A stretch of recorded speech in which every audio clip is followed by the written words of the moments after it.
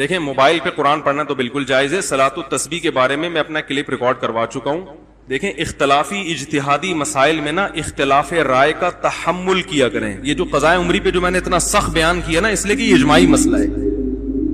لیکن جس مسئلے میں علماء کا پہلے سے اختلاف ہو, رفع الیدین کا مسئلہ, امام کے پیچھے فاتحہ کا مسئلہ, اسی طرح شب برات کا مسئلہ, اس میں رات کو فیصلے ہوتے نہیں ہوتے, اور رات کا فیصلہ والا تو وہ بالکل ہی وہ ایسے ہی قول ہے, یعنی کچھ چیزیں اس میں بھی اختلافی ہیں نا. تو جو اختلافی مسائل ہوتے ہیں اس میں اگر ایک عالم اپنی رائے بیان کر رہا ہے تو آپ بے شک اس کی رائے سے اتفاق نہ کریں. کیا ہو گیا بھائی؟ اس کی رائے سے آپ بے شک اتفاق نہ کریں, لیکن اس پہ طنز کرنے کی آپ کو اجازت نہیں. اسی کے بارے میں میں نے کلپ ریکارڈ کروایا تھا کہ صلاۃ و تسبیح پر جتنی بھی حدیثیں ہیں وہ سب ضعیف ہیں. سمجھ رہے؟ وہ سب کیا ہیں؟ بہت ضعیف ہیں, لیکن کثرت سے ہیں. اس وجہ سے جمہور علماء ان کی کثرت کو دیکھ کر صلاۃ و تسبیح کے سنت ہونے کے قائل ہیں کہ بھئی اتنی کثرت سے ہیں, جو ضعیف حدیثیں کثرت سے ہوں تو درجہ حسن تک پہنچ جاتی ہیں. بات سمجھ میں آ رہی ہے؟ نہیں آ رہی؟ اور حسن حدیث بھی قابل قبول ہوتی ہے. تو اصول حدیث کے لحاظ سے بہت سے علماء نے فتویٰ یہ دیا, جن میں حنفی بھی ہیں. علامہ ابن عابدین جو فقہ حنفی کے بہت مشہور مفتی ہیں, محقق ہیں, ان کا بھی یہی قول ہے. اور فتاوی شامیہ میں جس پہ فقہ حنفی میں اکثر فتویٰ اسی پہ دیا جاتا ہے, اس میں بھی ہے کہ صلاۃ و تسبیح پڑھنا کیا ہے؟ سنت ہے. تو ہمارے مدارس میں یہی قول اختیار کیا جاتا ہے کہ سنت ہے. لیکن بعض علماء ایک دوسری رائے بھی رکھتے ہیں. وہ یہ کہتے ہیں کہ ٹھیک ہے, یہ اصول بذات خود تو ٹھیک ہے کہ ضعیف حدیثیں جب کثرت سے ہوتی ہیں تو حسن تک پہنچ جاتی ہیں, لیکن وہ ایک اور بات کہتے ہیں کہ اس نماز کی جو کیفیت ہے, جو طریقہ نماز کا ثابت ہوتا ہے, نبی سے جو تواتر کے ساتھ جو نمازیں منقول ہیں یہ ان سے ٹکرا رہی ہے. یعنی بعض دفعہ کمزور دلیل کو بھی لے لیا جاتا ہے, لیکن اگر وہ کمزور دلیل متواتر دلیل کے اگینسٹ ہو رہی ہے تو پھر اس کو نہیں لیا جاتا. اور خاص طور پر جو امام ابو حنیفہ اس بارے میں بہت زیادہ سخت ہیں. وہ کہتے ہیں قرآن مجید کی آیت متواتر ہے, اسی طرح کوئی حدیث متواتر ہو تو اس کے مقابلے میں اگر خبر واحد بھی آ جائے گی نا, چاہے وہ صحیح ہو, تو وہ اس کو بھی رد کر دیتے ہیں. وہ کہتے ہیں 100% یقینی چیز کی وجہ سے وہ چیز کو نہیں چھوڑا جا سکتا. یعنی ایک چیز جو 100% یقینی نہیں ہے اس کی وجہ سے اس چیز کو نہیں چھوڑا جا سکتا جو 100% یقینی ہو. اس کی بہت مثالیں ملتی ہیں. حدیث میں آتا ہے کہ البکر بالبکری جلد مئۃ وتغریب عام, کنوارا مرد اور عورت جب زنا کرے تو 100 کوڑے لگاؤ اور 1 سال کے لیے جلا وطن کرو. بالکل صحیح حدیث ہے, بخاری کی حدیث ہے. لیکن امام حنیفہ نے اس حدیث کو کے ظاہر کو نہیں لیا. اب لوگ اعتراض کرتے ہیں امام صاحب نے بخاری کی حدیث چھوڑ دی, یہ اتنی صحیح حدیث چھوڑ دی. بھئی اس لیے چھوڑ دی ہے کہ یہ قرآن کے کیا ہے؟ اگینسٹ ہے. قرآن میں جو زانی کی سزا بیان کی جا رہی ہے وہ یہ ہے کہ الزانیۃ والزانی فاجلدوا کل واحد منہما 100 جلدہ, زنا کرنے والے مرد اور عورت کو 100 کوڑے لگاؤ. اس میں اللہ تعالیٰ نے مزید کوئی سزا بیان بولو نا بھائی نہیں کی. اگرچہ یہ بخاری کی حدیث ہے لیکن قرآن کے مقابلے میں مضبوط نہیں ہے. اس کی یوں سمجھ لیں کہ قرآن کی کوئی ایک آیت کا انکار کر دیتا ہے فوراً کافر, بخاری کی کسی حدیث کا انکار کر دے گا کافر نہیں ہوگا. گمراہ ہم ضرور کہیں گے, کافر نہیں ہوگا. تو اس لیے انہوں نے اس حدیث میں تعویل کی ہے, رد نہیں کیا. تعویل کا مطلب بھئی یہ سیاسی حکم ہے کہ 1 سال کے لیے جلا وطن کر دو, کیونکہ ایک ہی جگہ رہ کر عشق معاشقہ ہو گیا ہوگا, زنا کر رہے ہیں, ان کو ایک دوسرے سے دور کر دیں گے. تو اگر حاکم اور قاضی یہ سمجھتا ہے کہ ان کو جلا وطن کرنے سے فائدہ ہے, زنا چھوڑ دیں گے تو کرنا چاہیے, نہیں سمجھتا تو بعض دفعہ جلا وطن کرنے میں فائدے کے بجائے نقصان ہے.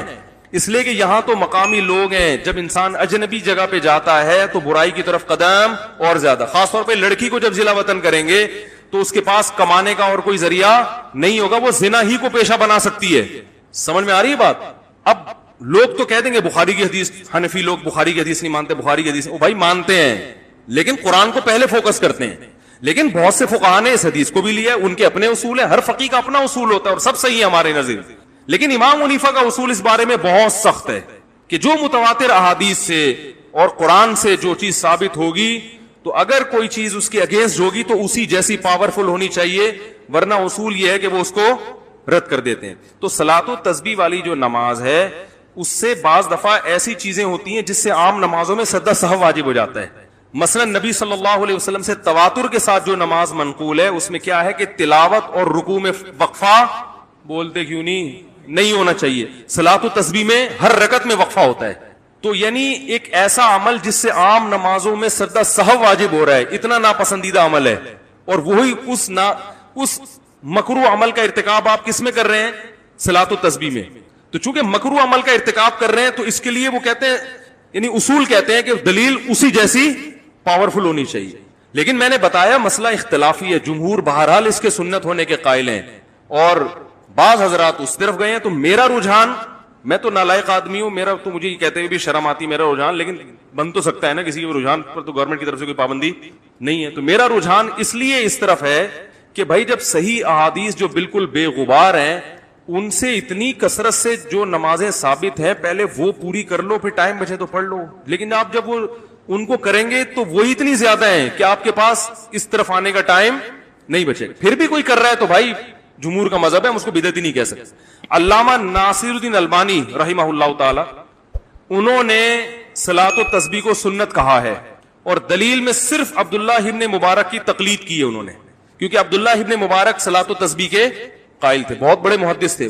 تو علامہ البانی نے کہا ہے کہ انہوں نے, یعنی ان کا یہ رائے ہے کہ عبداللہ ابن مبارک جیسا محدث جب ایک نماز کو افضل قرار دے رہے ہیں تو وہ غلطی پہ, ان کی بات کا میں حاصل بیان کروں, تقلیدی ہے نا یہ. تو ہم یہ کہتے ہیں کہ چاروں امام ابو حنیفہ, مالک, شافعی, احمد بن حنبل, یہ نماز جتنی اس کی فضیلت بیان کی جا رہی ہے نا, کہ اتنی فضیلت زندگی میں ایک دفعہ پڑھو, نہیں تو اچھا بعض علماء نے یہ بھی اعتراض کیا ہے کہ یہ کلام مزاج نبوت کے, ان کی رائے میں یہ منافی ہے, کیونکہ نبی صلی اللہ علیہ وسلم کے اس طرح کے الفاظ آتے ہیں اس میں کہ پوری زندگی میں ایک دفعہ پڑھو, روزانہ پڑھو, روزانہ نہیں پڑھ سکتے تو ہفتے میں ایک دفعہ, ہفتے میں ایک دفعہ نہیں تو مہینے میں ایک دفعہ, مہینے میں ایک دفعہ نہیں تو سال میں ایک دفعہ, سال میں ایک دفعہ نہیں تو بعض حضرات کا یہ بھی رائے ہے کہ یہ جو کلام ہے نا یہ بھی مزاج نبوت سے میچ نہیں کرتا, یعنی آپ صلی اللہ علیہ وسلم کی حدیثیں اس طرح کی ہوتی نہیں ہیں, یہ بعض حضرات کا یہ خیال ہے. تو اور دوسرا, ائمہ اربعہ سے اس بارے میں کچھ بھی منقول نہیں ہے. اتنی امپورٹنٹ اور اہم نماز نہ امام ابو حنیفہ سے کچھ منقول ہے, تو یہ اتنے بڑے بڑے علامے جو اپنے وقت کے بڑے بڑے امام تھے, ان سے یہ حدیث مخفی کیسے رہ گئی؟ سمجھ میں آ رہی ہے بات؟ اور امام احمد بن حنبل جیسے جو امام بخاری کے استاذ ہیں, انہوں نے بھی صلاۃ التسبیح کو کی روایات پہ رد کیا ہے. تو اتنے بڑے بڑے ائمہ جو بڑے بڑے محقق ہیں, ان سے یہ حدیثیں مخفی کیسے رہ گئیں؟ تو بہرحال دونوں طرف ہیں. میں پھر بھی بتا رہا ہوں کہ میں اپنی رائے پر مصر نہیں ہوں. کوئی صلاۃ التسبیح کا مجھ سے پوچھتا ہے تو میں عمومی طور پر اس کو وہی فتویٰ بتاتا ہوں جو جمہور کا ہے, کیونکہ امت کو مزید اختلاف میں نہیں ڈالنا. لیکن یہ چونکہ کسی نے پوچھا تھا تو جب ایک دفعہ زبان سے بات نکل جائے تو پھر تو بھگتو, صحیح ہے نا. ورنہ میں نے 15 سال یہ مسئلہ کبھی ممبر سے بیان نہیں کیا. بھئی عوام چلو عبادت ہی کر رہی ہے, جمہور کے قول پر عمل کر رہی ہے, کرتی رہے, یہ کوئی اتنے بڑے مسائل نہیں ہے کہ ایک نئی جنگ چھڑ جائے. لیکن وہ ہو گئی, وہ زبان سے نکل گیا تو پھر اس پہ توپوں کا رخ دھاڑ ٹھیاؤ پوری فائرنگ ہو رہی ہے. یہ دیوبندی نہیں ہے, یہ یوں نہیں ہے, تو یہ فلانا نہیں ہے, تو یہ یوں نہیں ہے, تو یہ حنفی نہیں ہے, کوئی پتہ نہیں کیا کیا بنا دیا مجھے. تو اتنا بڑا مسئلہ نہیں ہے, پڑھ لیں, ٹھیک ہے نا. میں نہیں پڑھتا, مجھے گن پوائنٹ پہ کسی کا باپ بھی نہیں پڑھا سکتا, ٹھیک ہے. اگر میری رائے تبدیل ہوگی تو میں پڑھ لوں گا. باقی جو پڑھ رہا ہے تو میں اس کو بدعتی بھی نہیں کہتا, کیونکہ دونوں طرف علماء ہیں. مجھے کیوں نہیں پڑھا سکتا؟ اس لیے کہ میرا اپنا مزاج ہے کہ یار جب وہ دوسری روایت اتنی کثرت سے ہیں. تو ہمارے حضرت مفتی رشید احمد صاحب رحمہ اللہ بھی بہت, مفتی تقی عثمانی صاحب کے استاذ تھے. اچھا مجھے لوگ یہ بھی کہتے ہیں اس کا اپنا تفرد ہے, میرا تفرد نہیں ہے. بھائی میں کون ہوتا ہوں؟ بڑے بڑے علماء اس کے قائل رہے ہیں. تو ہمارے شیخ مفتی رشید احمد صاحب جو دارالعلوم کرنگی میں شیخ الحدیث تھے, حضرت مفتی تقی عثمانی صاحب, مفتی رفیع الرحمانی صاحب نے حضرت سے 8 سال پڑھا ہے. وہ خود بہت بڑے عالم تھے, ان کی بھی یہی رائے تھی کہ وہ بھی صلاۃ التسبیح کے قائل بولو بھائی نہیں تھے. بلکہ وہ تو یہ کہتے تھے کہ میں نے جو 50-60 سال صلاۃ التسبیح پڑھی ہے تو میرا دل چاہتا ہے کہ میں یہ نمازیں لوٹا لوں, کیونکہ وہ سجدہ سہو واجب ہو رہا تھا نا. ان کی رائے تھی, لیکن وہ بھی اس پہ اصرار نہیں کرتے تھے, بلکہ وہ اسی طرح مسئلہ بتاتے تھے کہ بھائی دونوں طرف علماء ہیں, اپنی رائے میں وہ مضبوط تھے, بتاتے ایسے تھے بھائی وہ بھی رائے ہے اور یہ بھی رائے ہے, تو جو جس رائے پر عمل کرے. تو اگر آپ کو ان علماء کی رائے صحیح لگتی ہے تو بے شک ان کی رائے پر عمل کریں. صلاۃ التسبیح پڑھنے والے کو بدعتی نہیں کہا جائے گا, سمجھ رہے. لیکن میرا بھی اتنا لمبا ریکارڈ کرانے کا مقصد یہ تھا کہ آپ جس رائے پر بھی عمل کریں, اللہ کا واسطہ رائے کے اختلاف کی برداشت کی قوت پیدا کریں اپنے اندر. یہ نہیں کہ آپ کی رائے کے خلاف اگر کوئی جا رہا ہے تو توپ سے اس کو اڑا دیں, آپ کسی کام کا چھوڑے ہی نہیں, آپ اس کے بیان مت سنو, یہ تو الگ ہی نیا فرقہ لے کے آ رہا ہے. کوئی نیا فرقہ نہیں ہے, یہ اختلاف چلتے رہتے ہیں ہمیشہ سے. ابن تیمیہ رحمہ اللہ بھی قائل نہیں تھے, وہ ٹھیک ہے وہ بہت ساری چیزوں کے قائل نہیں تھے جو بالکل, بعض چیزیں تو ایسی جو اجماع سے بھی ہٹ کر ہیں, لیکن بہرحال وہ ایک بڑے عالم تھے وہ بھی, تو اس لیے چلتا ہے. مارکیٹ میں کیا ہے, ہمارا مسئلہ خدا کی قسم یہ نہیں ہے کہ کسی سے دلیل میں غلطی ہو جائے. ہمارا مسئلہ یہ ہے کہ ہماری قوم میں رائے کے اختلاف کو برداشت کرنے کی طاقت. ہمارا مسئلہ رفع الیدین کا نہیں ہے. صحابہ میں رفع الیدین والے بھی تھے, رفع الیدین نہ کرنے والے بھی, لیکن پھڈے بازی بولو بھائی نہیں تھی. تو ہمارا جو مسئلہ ہے نا کہ بس میری رائے پہ اڑ جائے کہ میں ہی صحیح ہوں باقی سارے کیا ہیں, غلط ہیں. تو نہ میں صلاۃ التسبیح پڑھنے والوں کے بارے میں ایسی رائے رکھتا ہوں, تو نہ آپ میرے بارے میں ایسی رائے. زیادہ زیادہ ہمارے حضرت بعض دفعہ یہ بھی کہتے تھے کہ جب کوئی, اچھا یہ بھی یاد رکھیں تقلید مجتہد کی ہوتی ہے, مجتہد کے علاوہ کسی اور کی تقلید نہیں ہوتی کہ کسی نے بھی کچھ بھی لکھ دیا. امام و حنیفہ اور یہ جو امام شافعی, تو ان کی تو اس لیے ہوتی ہے کہ یہ بہت بڑے محقق تھے, یہ تو ہماری سوچ سے بہت انہوں نے تابعین تبع تابعین کا دور دیکھا ہے. ان میں غلطی تو ان سے بھی ہو سکتی ہے, لیکن ان میں غلطی کا امکان ہم میں جتنا امکان ہے نا اس سے کم ہے, ہم میں غلطی کا امکان زیادہ ہے. مجھے ایک صاحب کہنے لگے کہ یار امام حنیفہ سے غلطی نہیں ہو سکتی. میں نے کہا ہو سکتی ہے, لیکن آپ کی جو تحقیق ہے نا اس میں غلطی کا امکان امام حنیفہ کی تحقیق سے غلطی کے امکان سے زیادہ ہے. 100% تو اجتہادی مسائل میں کوئی بھی رائے قائم نہیں کی جا سکتی کہ کون صحیح ہے کون غلط ہے, امکان ہی کی بیس پہ چل رہا ہے کہ کس میں امکان زیادہ ہے کس میں. میں نے کہا ان میں کم ہے, آپ میں زیادہ ہے. تو امام حنیفہ کے بعد جو لوگ ہیں, تو پھر کوئی جو مفتی ہو جو خود تحقیق کر سکتا ہو, اس کے لیے پھر ہر ایک کے قول کو بالکل ہی جو ہے نا وہ, کبھی ایسا ہوتا ہے بہت سارے اقوال ہیں شامیہ میں ہیں جن پہ فتویٰ نہیں دیا جاتا, تو یہ چلتا ہے مارکیٹ میں, سب چلتا ہے, تو اس میں زیادہ ٹینشن لینے کا نہیں ہے. بولے یہ بھی ٹھیک ہے. اور زیادہ زیادہ بول دیں مفتی صاحب کا تفرد ہے, کیا بول دیں, بولے صاحب کی اپنی مفتی صاحب کبھی کبھی سٹھیا جاتے ہیں. یہ کمنٹ کر لیں یار مفتی صاحب بہت اچھے ہیں, بہت اچھا بیان کرتے ہیں, کبھی کبھار پٹری سے اتر جاتے ہیں. اتنا لکھ دیں تو بھی مجھے کوئی تکلیف نہیں ہوگی. اس دفعہ صلاۃ التسبیح کے معاملے میں مفتی صاحب پٹری سے اتر گئے ہیں, بس اتنا بول دیں چلے گا. بھائی کوئی بھی پٹری سے کسی بھی وقت ٹرینیں اترتی ہیں, ہمارے جہاز اتر جاتے ہیں, اترنا رنوے پر ہوتا ہے, بنگلے میں جا کے اترتے ہیں, تو مفتی صاحب نہیں پٹری سے اتر سکتے, تو بول دیں بھائی پٹری سے اتر گئے. لیکن یہ کہ یہ اسلام سے ہی خارج ہو گئے ہیں اور یہ اہل سنت سے خارج ہو گئے ہیں, یہ تو پاگل ہو گیا ہے, اس کا تو دماغ. اس لیے پہلا دوسرا لیکچر بلکہ 3 لیکچر میں یہی حرمین سے ہی انشاءاللہ ریکارڈ کرواؤں گا. اس کے بعد میری واپسی ہے کراچی کی, اور کراچی واپسی پر پھر کنٹینیو جس طرح سے ممبر پہ میرے درس ہوا کرتے تھے تراویح کے بعد رمضان میں, وہ کنٹینیو ہو جائیں گے. تو ناغے سے بچنے کے لیے ہم نے پھر مشورہ کیا کہ میں یہیں سے حرمین سے ہی درس ریکارڈ کرواؤں. اور یہ جو پیچھے تصویر ہے یہ بیت اللہ کی تصویر نہیں ہے, یہ الحمدللہ سچی مچی کا بیت اللہ ہے, جہاں ہمارے کچھ انڈین دوست ہیں, اللہ ان کی عمر میں برکت دے, انہوں نے بہت اچھی جگہ مجھے رہائش دلوائی جہاں سے بیت اللہ کی بار بار زیارت کا الحمدللہ مجھے موقع ملتا ہے. تو آج حرمین میں حاضری کا موقع ملا, امام کعبہ کے پیچھے نماز پڑھنے کا موقع ملا, تراویح میں شرکت کا موقع ملا. تو میرے لیے بڑی سعادت کی بات ہے کہ اس رمضان کا جو پہلا لیکچر ہے میں اتنی مقدس جگہ پہ بیٹھ کے ریکارڈ کروا رہا ہوں, اور ان انڈین دوستوں کا بھی شکریہ جنہوں نے اس سعادت کا مجھے موقع میسر کیا. تو 3 لیکچر میرے تفسیر کے یہیں پر ہوں گے. تفسیر کے لیکچر سے مراد تراویح کے بعد والے جو لیکچر ہوتے ہیں, اس کے بعد چوتھے لیکچر سے انشاءاللہ میں کراچی میں ہی, جہاں میں ممبر پہ ہر سال تراویح کے لیکچر دیتا ہوں, وہیں پر انشاءاللہ وہ لیکچر ہوں. تو آج ہم نے پہلا پارہ پڑھا ہے تراویح میں, تو کچھ مختصر میں پہلے پارے سے متعلق. اللہ تعالیٰ نے قرآن مجید کی جو ابتدا کی ہے وہ قرآن مجید کا انٹروڈکشن بیان کیا, بلکہ سب سے پہلے جو ابتدا ہوتی ہے نا وہ سورہ فاتحہ سے ہوتی ہے. سورہ فاتحہ میں یوں سمجھیں کہ اسلام کی جو بیس ہے نا, اسلام کی جو بنیاد ہے, اس کا اللہ نے سورہ فاتحہ میں تذکرہ کیا. الحمدللہ رب العالمین, تمام تعریفیں اللہ کے لیے جو تمام جہانوں کا پالنے والا. الرحمن الرحیم, بڑا مہربان نہایت رحم کرنے والا. مالک یوم الدین, روز جزا کا مالک. نبی صلی اللہ علیہ وسلم نے فرمایا کہ جب کوئی بندہ یہ کلمات ادا کرتا ہے تو اللہ تعالیٰ کہتے ہیں میرے بندے نے میری حمد و ثنا کی, اس نے میری بزرگی بیان کی, اس نے میری زبان سے تعریف کی. اور پھر جب وہ کہتا ہے ایاک نعبد و ایاک نستعین, اے اللہ ہم تیری ہی عبادت کرتے ہیں اور تجھ ہی سے مدد طلب کرتے ہیں, تو اللہ کہتے ہیں ھذا بینی و بین عبدی. صحیح بخاری کی حدیث ہے. نبی نے فرمایا کہ اللہ تعالیٰ کہتے ہیں کہ میرے اور میرے بندے کے درمیان یہ ایگریمنٹ ہو گیا. وَلِعَبْدِي مَا سَأَلَ، اب وہ اس قابل ہے کہ مجھ سے کچھ مانگے گا تو میں اس کو دوں گا۔ تو اس سے ہمیں پتہ چلتا ہے کہ سورہ فاتحہ میں جو سب سے اہم ترین آیت ہے، اور اس کو سورہ فاتحہ کو قرآن کے بالکل شروع میں رکھا گیا، اسی وجہ سے اس کا نام فاتحہ دیا گیا ہے۔ فاتحہ یعنی کھولنے والی، مفتاح عربی میں چابی کو بھی کہتے ہیں۔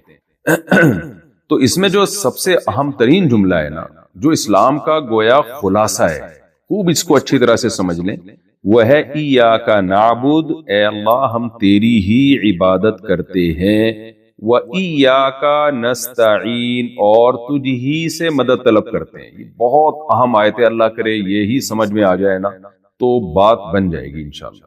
دیکھیں اسلام دیگر تمام مذاہب سے ایک الگ حیثیت رکھتا ہے، اور اسلام کا دعویٰ یہ ہے کہ اسلام کے علاوہ دنیا میں کوئی مذہب برحق نہیں ہے۔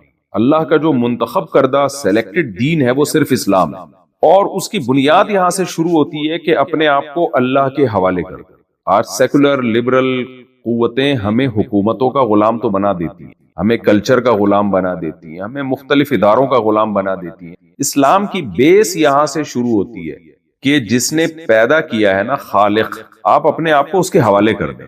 تو نعبدو کا یہ مطلب ہے کہ ہم صرف غلامی صرف اللہ کی ہوگی۔ ہاں، اللہ نے ہمیں کسی کی اطاعت کا حکم دیا تو ہم اس کی اطاعت کریں گے، تو غلامی جو ہے نا وہ صرف اور صرف اور صرف اللہ کی ہوگی۔ تو یہاں عبادت کا لفظ آیا ہے تو عبادت کا مفہوم سمجھیے۔ دیکھیں عبادت کے جو لفظی، کیونکہ عبادت جو ہے نا، اسلام کیا کہتا ہے کہ عبادت صرف اللہ کی ہوگی، تو آپ کو پتا ہونا چاہیے عبادت کہتے کس کو ہیں۔ وجہ اس کی ہے کہ نبی صلی اللہ علیہ وسلم نے فرمایا قرب قیامت میں لوگ شراب کا نام تبدیل کر کے اس کو حلال کر لیں گے، استعمال کرنا شروع کر دیں گے۔ تو اس سے پتہ چلتا ہے کہ ہمیں لیبل پہ نہیں جانا چاہیے۔ بعض دفعہ چیز کا لیبل جو ہے وہ چینج کر کے ہم اس پہ احکامات چینج کر دیتے ہیں، جیسے عیسائیوں نے کیا۔ عیسائیوں نے کہا ہم تو ایک اللہ کی عبادت کرتے ہیں اور ہم توحید پرست ہیں، ہم تو مشرک نہیں ہیں، کیونکہ جگہ جگہ تورات انجیل میں شرک کی نفی ہے، توحید کا حکم ہے۔ تو انہوں نے توحید کا مفہوم ہی چینج کر لیا۔ انہوں نے عیسیٰ علیہ السلام کو اللہ کا بیٹا کہا اور کہا کہ ہم تو ایک خدا کے ماننے والے ہیں، عیسیٰ اللہ کے بیٹے ہیں، اللہ بھی ہیں، اللہ کے بیٹے بھی ہیں، اور وہی جو انہوں نے کیا ہے۔ تو بھائی آپ نے عبادت کا لفظ، عبادت اور توحید جو ہے تھی نا، توحید، اس کے لفظ کو تو آپ نے پکڑ کے رکھا، لیکن اس کا مفہوم آپ نے چینج کر دیا۔ تو یہ خیانت ہوتی ہے۔ میں اکثر ایک چٹکلا سناتا رہتا ہوں نا، ایک آدمی نے چاول کے بوری پر جو ہے وہ چینی لکھ دیا، چینی کے بورے پر چاول لکھ دیا۔ لوگوں نے پوچھا کہ یہ کیوں لکھا ہے؟ وہ کہتا ہے بھائی مکھیوں کو دھوکہ دینے کے لیے، تاکہ مکھیاں جو ہے نا اس پہ نہ بیٹھے، بھائی مکھیاں دھوکہ نہیں کھائیں گی، تو وہ خوشبو سے پہچان جائیں گے۔ تو خوب سمجھ لیں اسلام کی بنیاد اس پر ہے کہ اللہ کے سوا کسی کی عبادت نہیں کرنی۔ اب ہوا یہ کہ جو مشرک لوگ ہیں انہوں نے عبادت کا مفہوم ہی چینج کر دیا، اور انہوں نے کہا ہم عبادت کہاں کر رہے ہیں، ہم تو عبادت نہیں کرتے۔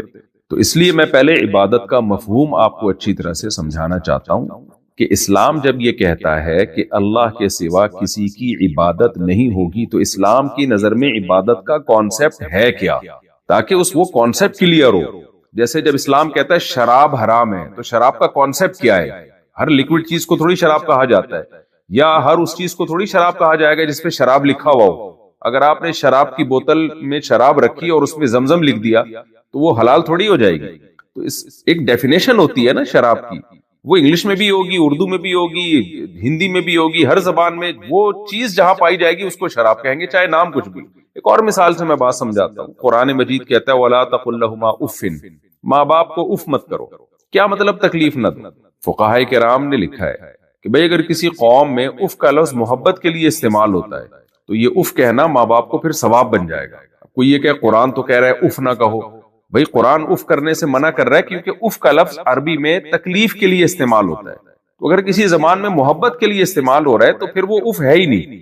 تو اس لیے آج بھی جب دین میں تحریف ہوتی ہے نا تو لوگ دھوکہ دیتے ہیں۔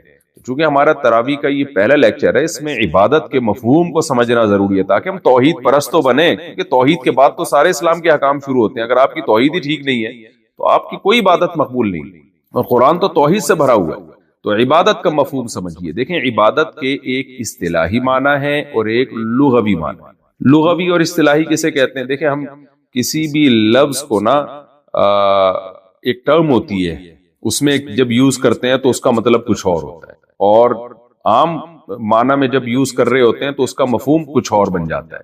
تو عبادت کا جو عام مفہوم ہے وہ تو غلامی کو کہتے ہیں, غلامی. تو ہم جب کہتے ہیں کہ بھائی فلاں جو ہے وہ عبد ہے, عبد, تو اس کا مطلب وہ غلام ہے. تو یہ لغوی مفہوم میں تو کوئی بھی کسی کی غلامی اختیار کرے گا اس کو یہ کہا جائے گا گویا کہ یہ عابد ہے, یعنی عبادت کر رہا ہے, لیکن اس سے وہ مشرک نہیں بنتا. اگر یہ شرک ہوتا نا تو غلاموں کا تو بڑا ایک نظام رہا ہے پہلے زمانے میں, لوگ غلام بنایا کرتے تھے اور کہتے تھے یہ میرا عبد ہے, یعنی میرا غلام ہے. تو کیا مطلب یہ کہنے سے وہ مشرک بن گیا کیا؟ نہ, وجہ اس کی ہے کہ جو بھی غلامی کسی کی بھی کرے گا نا تو اس کو بھی عربی میں عبد ہی کہا جاتا ہے, عبادت کا لغوی معنی اس میں داخل ہے. لیکن جب شریعت کہتی ہے کہ اللہ کے سوا کسی کی عبادت جائز نہیں ہے تو عبادت کا معنی صرف غلامی نہیں ہوتا, وہاں عبادت کا ایک خاص مفہوم ہے شریعت کا, ایک ٹرم ایجاد کی ہے اسلام نے کہ جو ہے نا وہ ٹرم آپ کو ذہن میں ملحوظ رکھنی پڑے گی. اس سینس میں اگر کسی کی آپ غلامی اختیار کریں گے تو وہ والی غلامی اسلام میں شرک کہلائے گی. آج کل کے بہت سارے لبرل سیکولر قسم کے اسکالر جو آ رہے ہیں یا ان پڑھ قسم کے اسکالر جو آ رہے ہیں لیکن مذہبی اسکالر بنے ہوئے, انہوں نے ہر چیز کو مشرک شرک کہنا شروع کر دیا کہ بھئی ہم کسی کی بھی غلامی اختیار کریں گے تو مشرک بن جائیں گے. تو یہ بھی غلط ہے. عبادت کا وہ مفہوم جو اسلام کہتا ہے, مثال کے طور پر صلاۃ کا لفظ عربی میں دعا کے معنی میں بھی استعمال ہوا ہے, تبھی تو آتا ہے نا قرآن میں ان اللہ وملائکتہ یصلون علی النبی, اللہ اور اس کے فرشتے نبی پر صلاۃ پڑھتے ہیں. کیا مطلب؟ درود بھیجتے ہیں, دعا مانگتے ہیں. اللہ تو دعا نہیں مانگتا, اللہ رحمت بھیجتا ہے, اور نبی اور جو فرشتے جو ہے وہ رحمت کی دعا کرتے ہیں, تو دعا کے معنی میں استعمال ہو رہا ہے. لیکن یہی صلاۃ ایک خاص عبادت کے معنی میں بھی استعمال ہوتا ہے جس کو نماز کہا جاتا ہے. تو صلاۃ کا لفظ ایک جگہ کس سینس میں استعمال ہو رہا ہے, ایک جگہ کس سینس میں استعمال ہو رہا ہے, تو استعمال سے فرق پڑتا ہے. تو خوب سمجھ لیں, جب قرآن یہ کہتا ہے کہ اللہ کے سوا کسی کی عبادت مت کرو تو وہاں عبادت کا مطلب صرف غلامی نہیں ہے. غلام تو ہم کسی کے بھی ہو سکتے ہیں. پہلے زمانے میں لوگ اپنے آقا کے غلام ہوتے تھے, ہم اپنے آپ کو نبی صلی اللہ علیہ وسلم کا غلام کہتے ہیں اور اس میں فخر محسوس کرتے ہیں. تو یہ ٹھیک ہے, یہ تو بہت شریعت میں مطلوب ہے. آپ اپنی ماں کے غلام بن جاؤ, آپ اپنے باپ کے غلام بن کے رہو, بہت اچھی بات ہے.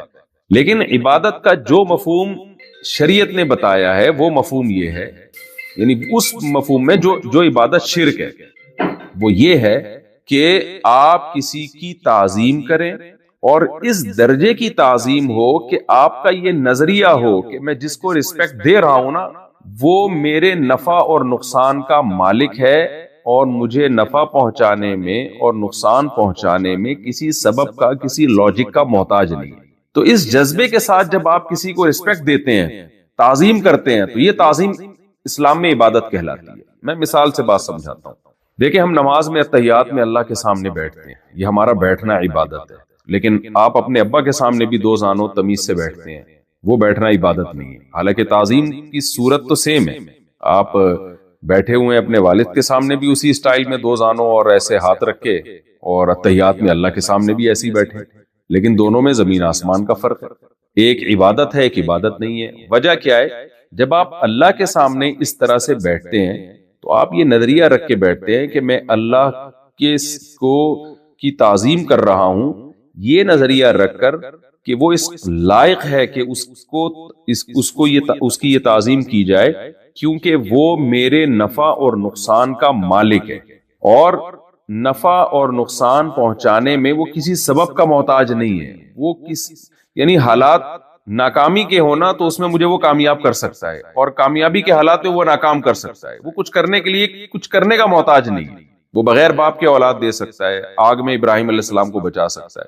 تو اس جذبے کے ساتھ جو تعظیم ہوتی ہے نا وہ انتہائی درجے کی تعظیم ہوتی ہے. ایسی تعظیم کو عبادت کہا جائے گا.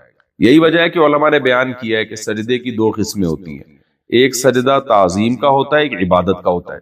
اگر ہر سجدہ عبادت کا سجدہ ہوتا تو پھر فرشتوں کو حکم نہ ہوتا کہ آدم کو سجدہ کرو, اس لیے کہ اللہ تو کہتے ہیں کہ اللہ کے سوا کسی کی عبادت جائز نہیں ہے. حالانکہ اللہ نے تو خود فرشتوں کو حکم دیا کہ آدم علیہ السلام کو سجدہ کرو. تو اگر جائز نہ ہوتی تو اللہ کیوں حکم دیتا کہ بھئی آدم کو سجدہ کرو؟ تو اسی وجہ سے اللہ نے حکم دیا کہ وہ سجدہ عبادت والا نہیں تھا, وہ صرف آدم علیہ السلام کو ایک رسپیکٹ دینا تھا. اس میں یہ کانسیپٹ نہیں تھا کہ ہم آدم کے سامنے سر جھکائیں گے تو آدم ہماری بگڑی بنائیں گے اور آدم ہمیں نفع اور نقصان پہنچائیں گے. نہ بھائی یہ تو مٹی کے بنے, ہمارے سامنے بنے, یہ بھی اپنے نفع اور نقصان کے مالک نہیں ہے اور ہم بھی اپنے نفع اور نقصان کے مالک نہیں ہیں. یہ ہمارے نفع نقصان کے مالک نہیں، ہم ان کے نفع نقصان کے مالک نہیں. تو صرف سر کو زمین پہ رکھا گیا ہے. تو یہ والا سجدہ تعظیم کا سجدہ تھا، یہ شرک والا سجدہ نہیں تھا. کیونکہ شرک والا سجدہ ہوتا، عبادت والا سجدہ ہوتا تو اللہ پابندی لگاتا، کیونکہ اللہ نے اپنی عبادت کے علاوہ ہر ایک کی عبادت کو حرام قرار دیا. یعقوب علیہ السلام کے بھائیوں نے سجدہ کیا یوسف علیہ السلام، یعقوب علیہ السلام کے بیٹوں نے سجدہ کیا یوسف علیہ السلام کے سامنے، وہ بھی تعظیم والا سجدہ تھا. تو پتہ یہ چلا کہ بھائی ایک تعظیم ہوتی ہے اور ایک ہوتا ہے اس کانسیپٹ کے ساتھ کسی کو کی تعظیم کرنا کہ یہ آپ کے نفع اور نقصان کا مالک ہے. جب اس کانسیپٹ کو سامنے رکھ کر آپ کسی کو رسپیکٹ دیتے ہیں اور تعظیم والا عمل کرتے ہیں تو یہ عمل عبادت کہلائے گا اور یہ اللہ کے سوا کسی کے لیے حلال نہیں ہے. خوب سمجھ لیں. ہاں اس امت میں تعظیم والے سجدے پر بھی اللہ نے پابندی لگا دی تاکہ شرک کا دروازہ ہی بند ہو. خوب سمجھ لیں. ایک بات تو یہ ہو گئی. دوسری بات یہ کہ شریعت میں کچھ مواقع ایسے ہیں جہاں آپ کی نیت یہ نہ بھی ہو کہ سامنے والا نفع اور نقصان پہنچا سکتا ہے اور آپ سامنے والے کو عزت دیں، تو شریعت نے بعض مواقع ایسے ہیں کہ ان میں اس تعظیم ہی کو شرک قرار دے دیا. مثال کے طور پر آپ کسی پتھر کے بت کے سامنے جھکتے ہیں، جب آپ سے پوچھا جاتا ہے آپ اس کو عزت کیوں دے رہے ہیں، آپ یہ سمجھتے ہیں کہ میرے نفع اور نقصان کا مالک ہے، آپ کہتے ہیں نہیں یہ میرے نفع نقصان کا مالک نہیں ہے، مجھے پتا ہے، میں ویسے رسپیکٹ دے رہا ہوں. تو یہ جو آپ کسی بت کے سامنے اگر جھکیں گے نا تو شریعت نے آپ کے عمل کی جو آپ لاجک پیش کر رہے ہیں کہ میں ویسے ہی جھک رہا ہوں، شریعت اس لاجک کو نہیں مانتی. شریعت کہتی ہے آپ کافر ہو جاؤ گے. یعنی پتھر کے بنے ہوئے بت کے سامنے آپ کسی بھی نیت سے سجدہ کریں گے تو اسلام نے اس عمل کو کفر ہی قرار دیا ہے. اگر ویسے کسی شخص کے سامنے سجدہ کریں گے تو آپ سے آپ کی نیت پوچھی جائے گی. حرام تو ہے، گناہ تو ہے، ہر قیمت پہ سجدہ کرنا حرام ہے، لیکن نیت پوچھی جائے گی. اگر آپ کہتے ہو میری نیت یہ تھی، میرے ذہن میں یہ تھا کہ یہ مجھے نفع اور نقصان دے سکتا ہے، تو آپ کافر ہو جاؤ گے، اس لیے کہ آپ نے عبادت کر لی کسی اور کی. اور اگر آپ کہتے ہو میری نیت یہ نہیں تھی کہ مجھے نفع نقصان پہنچا سکتا ہے، میں ویسے ہی رسپیکٹ دینے کے لیے جھکاؤں، تو گناہگار ہو گئے، کافر نہیں ہو گئے. لیکن کسی پتھر کے بنے ہوئے بت کے سامنے اگر آپ جھک گئے تو پھر آپ 100 دفعہ کہتے رہو کہ میں نہیں مانتا کہ یہ مجھے نفع نقصان پہنچا سکتا ہے، لیکن شریعت آپ کی بات نہیں مانتی، اسلام آپ کو کافر ہی قرار دے. وجہ اس کی ہے کہ پتھروں کے سامنے جھکا ہی اس نیت سے جاتا ہے کہ یہ مجھے نفع اور نقصان پہنچا سکتے ہیں، اس کے علاوہ کوئی اور نیت ہوتی نہیں ہے. تو یوں کہا جائے گا یہ جھوٹ بول رہی ہے، تو عند اللہ بھی کافر ہو جائے گا اور اس پہ جو ہے دنیاوی حکام میں بھی اس کو کافر ہی قرار دیا جائے گا. تو ایک تو عبادت کا یہ تصور. تو اسی طرح غیر اللہ کے نام پہ جانور ذبح کرنا اس نیت کے ساتھ کہ ہم اللہ کے سوا کسی کو خوش کریں گے جانور ذبح کر کے، تو اس سے بھی آپ کافر ہو جاتے ہیں. کسی کے نام کا روزہ رکھنا، کسی بزرگ کے نام کا، کسی بت کے نام کا روزہ رکھنا کہ بھئی میں روزہ رکھ رہا ہوں اس کو خوش کرنے کے لیے، وہ مجھے نفع اور نقصان کا مالک ہے، وہ جب میں اس کے لیے روزہ رکھوں گا مجھے فائدہ پہنچائے گا، اس سے بھی آپ کافر ہو جائیں گے. تو یہ ہے عبادت کا مفہوم. دوسری چیز جو عبادت میں داخل ہے، خوب سمجھ لیں کہ میں نے ابھی آپ سے عرض کیا کہ جب آپ کسی کے سامنے جھکتے ہیں اس نیت سے کہ یہ مجھے نفع نقصان پہنچا سکتا ہے، تو اس جھکنے سے ہی کافر ہو جاؤ گے، مشرک ہو جاؤ گے. تو خود سوچیں کہ اگر اس سے باقاعدہ مانگنا شروع کر دیں مرادیں تو پھر تو 100% کافر ہو جائے گا انسان. یعنی کسی انسان کو یہ سمجھ کے مانگنا شروع کر دے انسان سے کہ یہ اسباب سے ہٹ کے بھی مجھے نفع اور نقصان یہ بندہ پہنچا سکتا ہے، تو یہ تو آپ نے اپنا کانسیپٹ پہ مہر لگا دی گویا کہ. اس لیے کسی سے دعا مانگنا اس سے انسان پکا ڈھکا کافر ہو جاتا ہے. میں اس کو مثال سے سمجھاتا ہوں. لیکن جب بھی ہم کسی سے مدد مانگتے ہیں نا تو اس مدد کی 2 صورتیں ہوتی ہیں. میں جیسے آپ سے مانگتا ہوں بھائی پانی لے آئیں، تو آپ اٹھیں گے، چل کے جائیں گے، کولر کو کھولیں گے، پانی نکالیں گے اور مجھے پلائیں گے. یہ سارے کام لاجک کے تحت ہو رہے ہیں. یہ وہ ہیلپ ہے جس سے انسان کافر نہیں ہوتا. یہ ہم پولیس سے بھی مدد مانگتے ہیں، گورنمنٹ سے بھی مدد مانگتے ہیں، لوگوں سے بھی مدد مانگتے ہیں، ڈاکٹروں سے بھی مدد مانگتے ہیں. یہ مدد صبح و شام لوگ ایک دوسرے سے مانگ رہے ہیں. یہ والی مدد نبی سے بھی نبی کے دور میں مانگی جاتی تھی. نبی کے پاس لوگ آتے تھے، آپ ہماری شفاعت کر دیں، یہ کام کر دیں، تو اسباب کے تحت آپ صلی اللہ علیہ وسلم ان کے کام کر دیا کرتے تھے. تو یہ مدد سب سے مانگی جا سکتی ہے. ہم ڈاکٹروں سے ہیلپ لے رہے ہوتے ہیں، پولیس سے ہیلپ لے رہے ہوتے ہیں. مدد ایک وہ ہوتی ہے کہ آپ کو پتا ہے کہ اسباب کی دنیا میں یہ کام ہونا ممکن ہی نہیں ہے، پھر آپ کہو کہ یار تم یہ کام کر دو. اس کا مطلب آپ سمجھتے ہو کہ اس کو کچھ ایسی طاقتیں ہیں کہ یہ کسی لاجک کے بغیر بھی کام کر دیتا ہے. اب جیسے حضرت مریم کو اللہ تعالیٰ نے شوہر کے بغیر اولاد دے دی، یہ کام کوئی ڈاکٹر نہیں کر سکتا. کوئی میڈیسن ایجاد ہوئی نہیں ہے کہ شوہر کے بغیر اولاد ہو جائے. باپ کے بغیر بچہ پیدا ہو جائے، کوئی ہے ہی نہیں، یعنی یہ سائنٹیفکلی ممکن ہی نہیں۔ اسی طرح سائنٹیفکلی یہ ممکن ہی نہیں ہے کہ کوئی آگ میں جائے اور جلے نہیں، اور اس کی باڈی پہ کوئی کیمیکل بھی نہ لگا ہوا۔ آپ کوئی آگ میں جل رہا ہے، آپ کسی بزرگ سے کہتے ہو کہ آپ کچھ پھو کرو اور یہ جو ہے نا یہ جلنے سے بچ جائے، اور آپ کو اللہ نے یہ طاقت دی ہے کہ آپ یہ کر سکتے ہو، اس کا مطلب آپ یہ سمجھتے ہو کہ اللہ نے اس شخص کو اسباب سے ہٹ کے بھی کچھ اختیارات دیے ہوئے ہیں۔ جب بھی آپ نے یہ کانسیپٹ آپ نے رکھا کہ کسی شخص کو، کسی جن کو، کسی فرشتے کو، کسی پیغمبر کو، کسی بزرگ کو خود سے اختیارات ہیں یا اللہ کے دینے سے اختیارات ہیں کہ وہ اسباب سے ہٹ کے بھی کچھ کام کر سکتا ہے، تو جہاں آپ کا یہ نظریہ بنا آپ اسی وقت اسلام سے خارج ہو جاؤ گے، کیونکہ اللہ کہتا ہے کہ میں نے اسباب سے ہٹ کے اختیارات کسی کو نہیں دیے، نہ کسی نبی کو، نہ کسی ولی کو، نہ کسی جن کو، نہ کسی فرشتے کو، یہ سارے اختیارات میرے ہاتھ میں، میرے پاس ہیں۔ تو اسی وجہ سے ہمیں سورہ فاتحہ میں یہ جو کہا گیا نا ایاک نعبد، اے اللہ ہم تیری ہی عبادت کرتے ہیں، تو یہاں عبادت سے اصطلاحی معنی مراد ہے، لغوی معنی، ڈکشنری والا معنی مراد نہیں ہے، اصطلاح جو ٹرم ہے یہ مراد ہے۔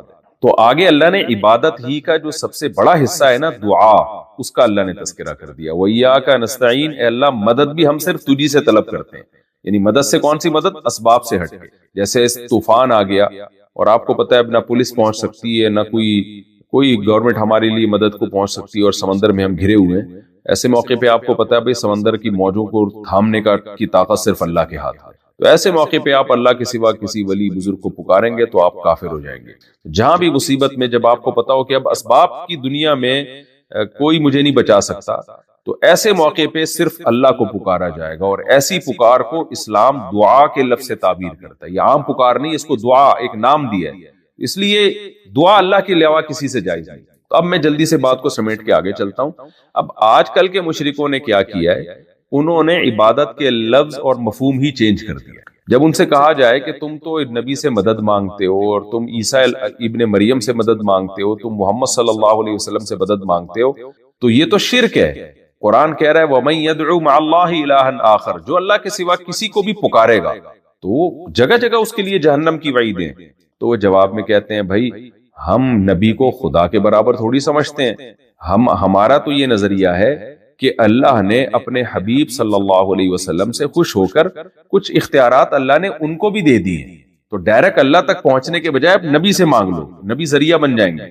بھائی یہی تو وہ شرک تھا جو مشرکین مکہ کرتے تھے۔ مشرکین سے کہا جاتا تھا ان بتوں کو تم اپنے ہاتھ سے بناتے ہو، ان سے تم دعائیں کیوں مانگتے ہو؟ وہ کہتے تھے بھئی یہ اللہ کے نیک بندوں کی مورتیاں ہیں، ہم ان سے مانگیں گے، اللہ نے ان کو کچھ اختیارات دے دیے، اولاد دینے کا اختیار فلاں بت کے پاس ہے، کاروبار میں برکت دینے کا اختیار فلاں بھگوان کے پاس ہے، اور مشکل سے نکالنے کا اختیار فلاں کے پاس ہے۔ میں جاپان گیا نا، تو وہاں جاپانیوں کا جو قدیم مذہب ہے جو اب تک چل رہا ہے، وہ مذہب یہ کہ ہر کام کا ایک الگ خدا ہے۔ اصل تو ایک خدا ہے جو آسمانوں پہ ہے، لیکن اس نے اختیارات ڈیوائیڈ کیے ہوئے، یعنی اللہ نے اپنے بہت سارے وزیر خدا رکھے ہوئے ہیں، کروڑوں ہیں وہ، تو کام چونکہ کروڑوں ہیں، یعنی انہوں نے اللہ کو قیاس کر لیا دنیا کی حکومتوں پر۔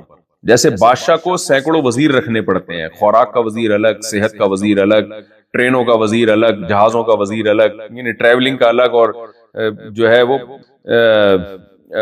جو ٹورسٹ آتے ہیں ان کی وزارت الگ ہے۔ تو بیسیوں، کیونکہ ایک اکیلا بادشاہ تو ساری دنیا کے سارے کام نہیں کر سکتا، تو کہتے تھے بھائی اللہ تعالیٰ نے نا ہر کام کے لیے بیسیوں قسم کے خدا رکھے ہوئے ہیں جن کو اللہ نے اختیارات دیے ہوئے ہیں، وہ والا کام یہ کرے گا، یہ والا کام۔ یعنی جاپان میں انہوں نے بتایا کہ ان کا بیت الخلاء کا بھی خدا ہوتا ہے، کہ اس کا کام ہے لوگوں کا، میرا خیال ہے یہی مطلب ہوگا کہ قبض وبض لوگوں کا ٹھیک کرنا، یہی مطلب ہوگا اس کا۔ تو یہی کانسیپٹ جو ہے نا مسلمانوں میں بھی آ گیا۔ اب غیر مسلموں میں یہ تھا کہ بھگوان ہے بہت سارے جن کو خدا نے اختیارات دیے ہوئے، مسلمانوں میں آ گیا کہ نبی کو اختیار دیے ہوئے، غوث اعظم کو اختیار دیا ہوا اللہ نے۔ بھائی اللہ کہتے ہیں میں نے کسی کو کچھ بھی اختیار نہیں دیا، یا ایھا الناس انتم الفقراء الی اللہ واللہ هو الغنی الحمید، اے لوگو تم سب کے سب اللہ کے فقیر ہو، محتاج ہو، اللہ ہے غنی اور حمید، وہ بے پرواہ ہے اور سب اس کے محتاج ہے اور وہ قابل تعریف ہے۔ تو یہ خوب اچھی طرح سمجھ لیں کہ توحید جو ہے نا، عقیدہ توحید کے بغیر کوئی عبادت مقبول نہیں ہے۔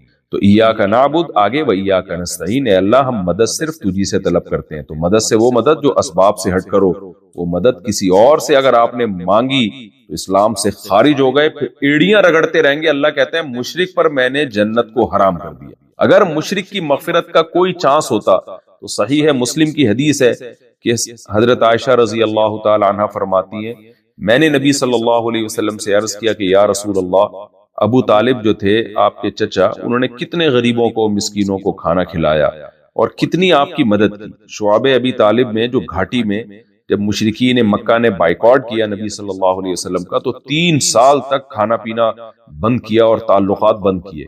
تو حضرت ابو طالب نے اس وقت بھی نبی کا ساتھ دیا لیکن ایمان نہیں لے کر آئے.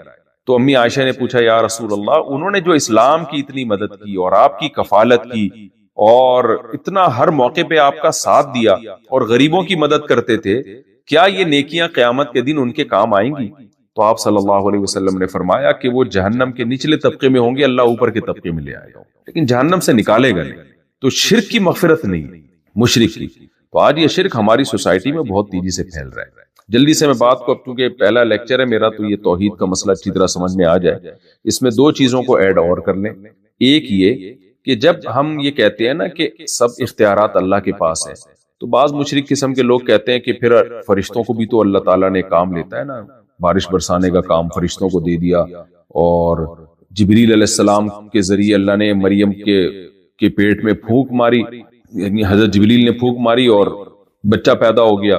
تو جب جبریل اور فرشتوں کے ذریعے اولادیں مل سکتی ہیں اور بارشیں فرشتوں کے ذریعے ہو سکتی ہیں تو نبی کے ذریعے کیوں نہیں ہو سکتی؟ تو خوب سمجھ لیں اللہ نے کسی فرشتے کو بارش برسانے کا اختیار نہیں دیا ہے. اللہ کام لے لیتا ہے بعض دفعہ جیسے قلم ہمارے ہاتھ میں ہوتا ہے تو ہم قلم سے کام تو لیتے ہیں لیکن قلم کو لکھنے کا اختیار نہیں دیتے. یہی وجہ ہے کہ جب ہم نے کوئی تحریر لکھنی ہوتی ہے تو ہم قلم سے نہیں کہتے جس کے ہاتھ میں قلم ہوتا ہے ہم اس سے کہتے ہیں ہمیں پتہ ہے قلم نہیں ہل سکتا وہ تو گھماؤ جدھر کو ادھر کو گھومے گا. تبھی ہم بارش کی دعا اللہ سے مانگتے کبھی فرشتوں سے نہیں مانگتے. ہمیں پتہ ہے اللہ جدھر کو فرشتوں کو گھما دے گا فرشتے تو وہاں گھوم جائیں گے. تو اس لیے اللہ نے نبی کو بھی اختیارات نہیں دی. یہاں 2 سوال اور ہوتے ہیں معجزے اور کرامت کے بارے میں کہ اچھا پھر بعض ولی اللہ کی کرامتیں بھی تو ظاہر ہو جاتی ہیں یا پیغمبروں کے ہاتھ پہ معجزے بھی تو ظاہر ہو جاتے ہیں. ہمارے نبی نے چاند کے 2 ٹکڑے کیے. اسی طرح بزرگوں کے واقعات کتابوں میں ملتے ہیں تواتر سے ثابت ہوتے ہیں فلاں بزرگ نے یہ کر دیا فلاں نے یہ کر دیا. حدیثوں میں بھی ہیں بعض نیک لوگوں کے واقعات کہ جو ہے وہ کوڑ کے مریض کو ہاتھ لگائے تو وہ ٹھیک ہو گیا. تو کہتے ہیں دیکھو یہ بھی تو سارے اختیارات دیے ہوئے اللہ نے یہ تو اسباب سے ہٹ کر ہے. خوب سمجھ لیں معجزہ ہو یا کرامت یہ اللہ کے پاس اختیارات ہوتے ہیں اس کے اختیارات نبی کے پاس نہیں ہوتے. نبی کا صرف ہاتھ استعمال ہوتا ہے. جیسے موسیٰ علیہ السلام اپنی مرضی سے لاٹھی کو کبھی بھی نہیں سانپ بنایا. موسیٰ علیہ السلام موسیٰ نے تو صرف لاٹھی کو زمین پہ ڈالا ہے بنایا ہمیشہ اللہ نے. تو جب اللہ نے لاٹھی کو سانپ بنایا تو سانپ بنا دیا. جب اللہ نے لاٹھی کے ذریعے سمندر میں راستے بنائے تو راستے بنا دیے. اللہ نے اس موسیٰ کو حکم دیا لاٹھی کو آپ پتھر پہ مارے تو 12 چشمے پھوٹ گئے اس سے. تو یہ اللہ کے کام ہے اس میں ولی اور پیغمبر کے ارادے کا کوئی دخل نہیں ہوتا. تو اللہ کبھی کسی کے ہاتھ پہ کوئی چیز ظاہر کر دیتا ہے تو اس کا یہ مطلب نہیں ہوتا کہ اب نبی کے پاس اختیارات آ گئے یا ولی کے پاس اختیارات آ گئے. تو خوب اچھی طرح سمجھ لیں کیونکہ پہلا لیکچر تھا اس لیے میں نے توحید پر تھوڑی سی ڈیٹیل سے بات کر دی. پھر ہم نے اس میں جو سورہ فاتحہ پڑھی ہے اس میں اللہ تعالیٰ نے 2 قوموں کا تذکرہ کیا ہے. بس میں 10 منٹ میں بات کو سمیٹ کے ختم کرتا ہوں. 2 قوموں کا اللہ نے تذکرہ کیا ہے ایک یہودیوں کا اور ایک عیسائیوں بلکہ 3 طبقات کا ذکر کیا اللہ نے سورہ فاتحہ میں. پہلے ہم سے معاہدہ دلوایا ایاک نعبد و ایاک نستعین. اللہ نے کہا توحید پہ رہنا یہ ایگریمنٹ کرو مجھ سے تو توحید میں کوئی گڑبڑ نہیں ہونی چاہیے. پھر اللہ نے ہمیں کہا حدیث میں بھی آتا ہے کہ اللہ کہتا ہے اب تو جو دعا مانگے گا وہ میں قبول کروں گا. تو دعا ہم سے کیا منگوائی گئی ہے اہدنا الصراط المستقیم اے اللہ تو ہمیں سیدھے راستے پہ چلا. صراط الذین انعمت علیہم 3 طبقے ہیں دنیا میں. ایک وہ جو خود سیدھے راستے پہ چل رہے ہیں دوسرے وہ جو گمراہ ہیں. پھر گمراہوں کی 2 قسمیں ہیں. ایک وہ جو اس لیے گمراہ ہوئے کہ ان کے پاس علم ہی نہیں ہے جاہل ہے اور ایک وہ علم ہے مگر خواہشات کی وجہ سے گمراہ ہو گئے جان بوجھ کر خود بھی گمراہ ہوتے ہیں لوگوں کو بھی گمراہ کرتے ہیں حالانکہ ان کو پتہ ہے صحیح راستہ کیا ہے. تو 3 ہی قسم کے طبقے ایک سیدھے راستے پہ چلنے والے ایک گمراہ. پھر گمراہی کی 2 قسمیں ایک وہ جن کو پتہ ہی نہیں ہے کہ سیدھا راستہ ہے کیا اور ایک وہ جن کو پتہ ہے جان کر گڑبڑ کر رہے ہیں. تو ہمیں تینوں طبقوں کے بارے میں بتایا کہ پہلے طبقے کی فہرست میں داخل ہو جاؤ. صراط الذین انعمت علیہم اے اللہ ان لوگوں کے راستے پر چلا جن پر تیرا انعام ہوا انعام یافتہ لوگوں کے راستے پر. اور غیر المغضوب علیہم ان لوگوں کے راستے پر نہ چلانا جن پر تیرا غضب ہوا. اس سے مراد یہودی ہیں. یہودیوں کے پاس آج بھی علم ہے بھرپور طریقے سے جانتے ہیں کہ محمد صلی اللہ علیہ وسلم اور اسلام اللہ کا سچا دین اور آپ اللہ کے سچے نبی ہیں، اس کے باوجود گمراہ کر رہے ہیں دنیا کو. تو بتایا کہ ان کے راستے پہ نہیں چلنا. ولا الضالین، اور جو گمراہ ہو گئے نا، جن کے پاس تعلیمات ہی ختم ہو گئی، جیسے عیسائی ہیں، ان کو تو سیدھے راستے کا پتہ ہی نہیں ہے کہ ہے کیا، تو ان کے راستے سے بھی بچنا ہے.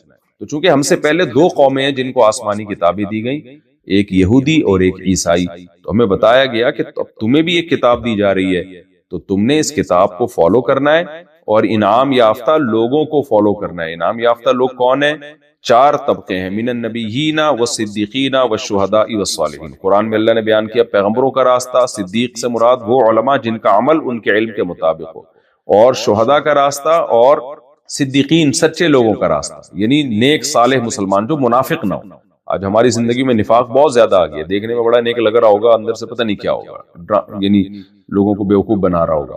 تو صحیح سچے مسلمان، تو یہ ایک بہت بڑی تعداد میں یہ 4 قسم کے انبیاء تو دنیا سے چلے گئے، لیکن شہداء، صالحین اور علماء یہ قیامت تک رہیں گے. حدیث سے ہمیں یہ پتہ چلتا ہے. تو ان لوگوں کے راستے کو ہم نے فالو کرنا ہے. اور کن لوگوں کے راستے کو فالو نہیں کرنا؟ ایک یہود اور ایک عیسائی. ان کے راستے کو فالو نہیں کرنا. کیا مطلب؟ عیسائیوں کی طرح جاہل بھی نہیں بن جانا کہ ان کو مذہب کا ہی نہیں پتہ ہے، اتنی تحریفات ہوئی ہیں ان کے مذہب میں. اور یہودیوں کی طرح ایسا بھی نہیں کرنا کہ سب پتہ ہو اور گھننے بنے رہو اور پھر بھی جو ہے نا غلط راستے پہ چلنا شروع ہو. تو اللہ ہمیں ان دونوں طبقوں سے بچا کے صحیح سیدھے راستے پہ تو ہمیں چلا. وہ سیدھا راستہ کیا ہے؟ پھر وہ آگے پوری سورہ بقرہ سے اللہ نے شروع کر دیا، اس میں احکام دیے، یہ صحیح ہے، یہ غلط ہے، یہ حلال ہے، یہ حرام ہے. تو بس میں ایک آیت آج پڑھوں گا اور آج کے درس کو میں ختم کروں گا. تو سورہ یہ جو پہلے پارے میں جو آج اہم ترین آیت جب امام حرم نے تلاوت کی نا آج، تو اسی وقت مجھے خیال آیا کہ آج میں اس آیت کو انشاءاللہ لیکچر میں ہائی لائٹ کروں گا. اللہ تعالیٰ نے فرمایا کہ ہم نے بنی اسرائیل کو حکم دیا تھا، وَإِذْ أَخَذْنَا مِيثَاقَ بَنِي إِسْرَائِيلَ لَا تَعْبُدُونَ إِلَّا اللَّهَ وَبِالْوَالِدَيْنِ إِحْسَانًا وَبِذِي الْقُرْبَى وَالْيَتَامَى وَالْمَسَاكِينِ وَقُولُوا لِلنَّاسِ حُسْنًا وَأَقِيمُوا الصَّلَاةَ وَآتُوا الزَّكَاةَ. یہ گویا کہ پورا جو اسلام ہے نا، اس کی جزیات اللہ نے اس آیت میں ذکر کر دی. اللہ کہتے ہیں ہم نے بنی اسرائیل سے بھی ایک معاہدہ کیا تھا، لیکن ان میں اکثر لوگ اس معاہدے میں پورے نہیں اترے. اور سورہ فاتحہ میں اللہ نے کہہ دیا نا کہ تم نے یہود اور نصارہ کے راستے پہ نہیں چلنا. کیا مطلب؟ تم اس معاہدے میں پورے اترو. تو ہر قوم سے اللہ نے یہ معاہدہ لیا ہے. وہ معاہدہ کیا ہے؟ لا تعبدون الا اللہ. پہلا معاہدہ تو وہی کہ اللہ کے سوا کسی کی عبادت نہیں ہوگی، شرک کا اسلام میں کوئی راستہ نہیں ہے. دوسرا اللہ نے حکم دیا تھا، بنی اسرائیل سے مضبوط ایگریمنٹ لیا تھا، وَبِالْوَالِدَيْنِ إِحْسَانًا. اللہ کے بعد سب سے بڑا حق والدین کا ہے. اتنا زیادہ اہمیت کے ساتھ قرآن نے والدین کو بیان کیا ہے کہ صاف پتہ چلتا ہے کہ اللہ کے بعد والدین ہی ہیں. بس دیکھیں، رسول کا حق تو اللہ ہی کی وجہ سے ہے نا، وہ تو اس لیے کہ آپ اللہ کے رسول ہیں، تو اللہ کے بعد اصل تو حق رسول صلی اللہ علیہ وسلم کا ہے. لیکن چونکہ وہ تو ہے ہی اللہ کی وجہ سے، کیونکہ آپ نے ہمیں اللہ کا تعارف کروایا. لیکن والدین کا جو حق اللہ نے بتایا نا اپنے بعد، وہ اس لیے کہ وہ تمہیں جننے کا اور تمہاری پیدائش کا ذریعہ بنے، اور انہوں نے تم پر بڑی محنت کی ہے. تو میں جب یہ آیت سنتا ہوں، پڑھتا ہوں، بڑی حیرانگی ہوتی ہے کہ اللہ کہتے ہیں کہ ہم نے یہودیوں کو بہت تاکید کی تھی، اور آگے اللہ بتا رہے ہیں کہ ان میں سے اکثر لوگ اس حکم پہ پورے نہیں اترے. آج دیکھ لو یہود و نصارہ کا حال کیا ہے. انگریزوں کو دیکھو، باتیں کتنی بڑی بڑی کرتے ہیں، اخلاقیات، پوری دنیا کو اخلاق سکھا رہے ہیں، اور باپ اور ماں کا حشر کیا کرتے ہیں. آپ جیپنیز کو دیکھو، کتنے دنیا میں بڑے تہذیب یافتہ بنے پھرتے ہیں، لائن میں سیدھے چلتے ہیں، ٹریفک میں کوئی قانون نہیں توڑ رہا ہوتا ہے، بہت ہی پولائٹ اور بہت ہی میٹھا لہجہ. میں جب جاپان میں تھا، میں نے کہا کوئی ایک چیختا ہوا بندہ نظر نہیں آیا 10-11 دنوں میں. اتنی میٹھی زبان، لیکن اپنے بوڑھے ماں باپ کا کیسا جانوروں سے بدتر حشر کرتے ہیں اپنے ماں باپ کے ساتھ. 18 سال کے ہوتے ہی اس کو ٹاٹا کر کے چلے جاتے ہیں. کتنے کیسز وہاں لوگوں نے بتائے کہ ماں مر جاتی ہے اور لاش کی بو سے پتا چلتا ہے کہ جس گھر میں ماں مری ہوئی ہے، پھر فون کر کے بلایا جاتا ہے کہ تمہاری ماں کا انتقال ہو گیا، تمہارا باپ مر گیا. تو یہ جو دنیا کے اخلاق ہے نا، یہ دھوکہ ہے نظر کا. اسلام ہے جو ہیومن رائٹس، جو اصل میں انسانیت کے حقوق آپ کو سکھاتا ہے. تو جو باپ اور جو ماں سب سے بڑے تھے، جس قوم نے ان کو نظر انداز کر دیا، تو وہ کہاں کے، تو اللہ نہیں چھوڑے گا. تو اللہ کہتے ہیں یہود نے بھی یہی کیا اپنے باپ اور ماں کے ساتھ. آج دیکھ لو نا یہودیوں کی حالت، اور آج عیسائیوں کی حالت دیکھ لو جا کے، کیا سلوک کرنا اپنے والدین کے ساتھ. تو اس لیے خوب سمجھ لیں، آپ کی زندگی میں آپ کے لیے سب سے امپورٹنٹ آپ کے والدین ہیں. تو اللہ نہیں چھوڑے گا اگر آپ نے اپنے ماں باپ کی بڑھاپے میں خدمت نہیں کی. اور قرآن بڑھاپے ہی میں ماں باپ کے زیادہ حقوق بیان کر رہا ہے، کیونکہ آپ نے جوانی میں تو نچوڑ لیا ان کو جتنا نچوڑنا تھا، اصل تو ان کا حق بڑھاپے میں شروع ہوتا ہے کہ جب وہ آپ کے کام کے نہیں ہیں، اب وہ آپ کی خدمت کے محتاج ہیں، آپ ان کو ٹائم نہیں دے رہے، آپ ان کی کڑوی کسیلی برداشت نہیں کر رہے، آپ ان کو محبت نہیں دے رہے، تو اس لیے اللہ کہتے ہیں ہم نے ان سے یہ ایگریمنٹ کیا تھا۔ تو دنیا نہیں پوچھتی، دنیا کے اصولوں اور ضابطوں میں ماں باپ کی کوئی جگہ ہی نہیں ہے، لیکن اللہ کے ہاں جو ہے، اللہ کے بعد سب سے بڑا حق جو ہے وہ والدین کا ہے۔ تو اس رمضان میں ابھی سے نیت کر لیں کہ عقیدہ توحید پر ہم نے مضبوطی سے قائم رہنا ہے، اور اپنے والدین کے ساتھ احسان کا مطلب ایکسیلنسی پیدا کرنی ہے، ان کے ساتھ اچھے سلوک میں۔ احسان کہتے ہیں یعنی اعلیٰ درجے تک کسی چیز کو پہنچانا۔ اور دوسرا اللہ نے حکم دیا وذی القربا، والدین کے بعد سب سے بڑا حق ہے قرابت داروں کا، رشتہ داروں کا۔ قربا کہتے ہیں جو جتنا خونی رشتے میں قریب ہے، یہ چیز بھی یہودیوں سے اور عیسائیوں سے بھی نکل گئی۔ دوست کی گرل فرینڈ کی ویلیو ہے، سگے بھائی بہنوں کی کوئی پوچھتا ہی نہیں، اس ہے ہی نہیں بھائی بہن، سارا خاندانی نظام ہی تباہ و برباد ہو گیا ان کا۔ جاپانیوں کا بھی یہی حال ہے، تھائی لینڈ میں بھی یہی حال ہے، جن ملکوں میں میں گیا ہوں نا، غیر مسلم ملکوں میں، اب انڈیا کا بھی یہی حال ہو رہا ہے، وہاں بھی گرل فرینڈ بوائے فرینڈ اور گدے گھوڑوں والی زندگی، بھائی بہن چچا ماموں خالہ پھپھی تایا، سارا نظام تباہ و برباد ہو گیا۔ اسلام سب سے پہلے جس چیز کو ہائی لائٹ کرتا ہے وہ آپ کا اللہ سے رشتہ، اس کے بعد آپ کا والدین سے رشتہ، اس کے بعد آپ کا رشتہ داروں سے رشتہ۔ تو رشتہ دار ہوں گے تو رشتہ بنے گا نا، اور رشتے بنتے ہیں نکاح سے، تبھی میں بار بار جلدی شادی اور نکاح کی کثرت کو میں جو ہے وہ بیان کرتا ہوں، کیونکہ اسلام کی نظر میں اس کی کم ویلیو نہیں ہے، اسلام اس کو بہت زیادہ ویلیو دیتا ہے رشتہ داری کو۔ تو گوروں کی نظر میں تو اس کی کوئی ویلیو ہو تو صرف چاند پر پہنچنا اور ناسا اور ترقی کی باتیں کر رہے ہوتے ہیں، مادہ یعنی مادہ پرستی میں الجھ کے رہ گئے ہیں وہ، تو انسانیت صرف نام کی رہ گئی ہے ان کے ہاں، انسانیت اصل ہونی چاہیے وہ نہیں ہے ان کے ہاں، تبھی خودکشیاں کر کے ڈپریشن میں جا کے تنہائیوں میں جا کے، جو تنہائی کی وجہ سے جو ان کے حالات ہو رہے ہیں، محبتیں ختم ہو رہی ہیں۔ میں بھی واقعات سنانا شروع کروں تو آپ حیران ہو جاؤ گے، جو میں نے اپنی آنکھوں سے واقعات دیکھے وہاں جا کے۔ تو وبالوالدین احسانا، اللہ فرماتے ہیں کہ وذی القربا، قرابت داروں کا خیال کرو۔ تو والدین کے بعد سب سے بڑا حق ہے آپ کے رشتہ داروں کا، جو رشتہ دار میں جو سب سے قریبی بھائی بہن سب سے قریبی ہوتے ہیں، چچا ماموں، یہ سارے آپ کے قریبی رشتہ دار ہیں۔ تو نبی صلی اللہ علیہ وسلم نے فرمایا رشتہ داری توڑنے والا جنت میں داخل نہیں ہوگا۔ آگے اللہ نے فرمایا والیتاما، اور اس کے بعد سب سے بڑا حق ہے یتیموں کا۔ یتیم کا مطلب جس کا باپ بچپن میں فوت ہو جائے۔ اسلام میں باپ کی بہت بڑی ویلیو ہے، ماں کا بہت بڑا حق ہے، لیکن اسلام باپ کے مرنے کو زیادہ نقصان قرار دیتا ہے۔ کسی بچے کی بچپن میں ماں مر جائے یہ بھی نقصان ہے، لیکن اسلام اس کو زیادہ بڑا نقصان نہیں مانتا۔ باپ مر جائے تو اسلام اس کو زیادہ بڑا نقصان مانتا ہے، اس کے لیے الگ سے اسلام نے یتیم کا لفظ نکالا ہے۔ وجہ اس کی یہ کہ ماں مر جاتی ہے تو یقیناً ماں جیسی کوئی دوسری عورت نہیں ملتی، لیکن بچے کو جو نقصان ہوتا ہے نا ماں نہ ہونے سے، وہ وقتی ہوتا ہے۔